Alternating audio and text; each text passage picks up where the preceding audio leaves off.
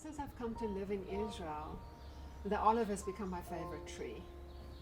You know, it's like each one of them have their own personality. The gnarled trunks, the beautiful silver leaves that are so weather hardy, and you know, those new sprouts that come out of the roots, the bright green ones. But I think what I like the most about them is their resilience, you know, their capacity to overcome flood and fires and drought.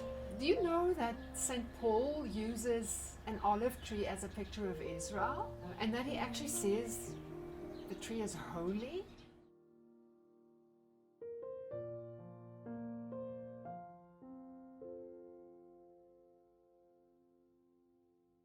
To get the whole picture, you have to read up to verse 24.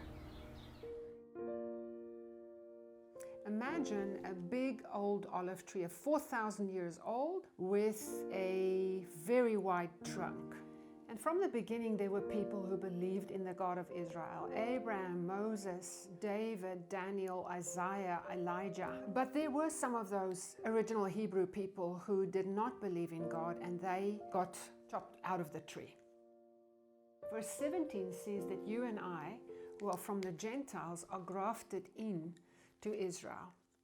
There have been many nations that have been grafted in. People from North and Latin America, people from Africa, the Far East, the North Pole, from Russia, from all over, people got grafted into Israel.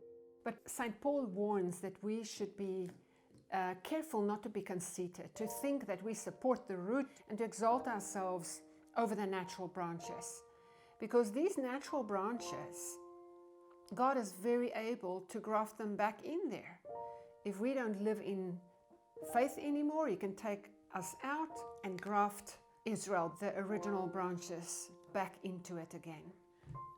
Those of us who come from other cultures, we had pagan roots. Imagine, for example, the original Egyptians. Maybe it was okay for them to eat snakes and frogs. Think of the Canaanites. They practiced all kinds of rituals with sexual orgies in order to invoke their gods to make their crops fruitful. Think of the Greeks. They had deities that were half men, half animals. I think the crux of Romans 11 is that we as Gentiles who have been grafted into the olive tree must be humble. You know, I grew up thinking that the church had replaced Israel. I looked into the Old Testament and I felt they failed God so much. He must be finished with him. But what I failed to see was how many promises the Lord had made that He's going to restore Israel in relationship with Himself. You might feel like the prophet Ezekiel saying, these bones are too dry, or these branches are too dead. Do you know how he feels about them? In Romans 11 verse 28 it says that they are beloved on account of the patriarchs.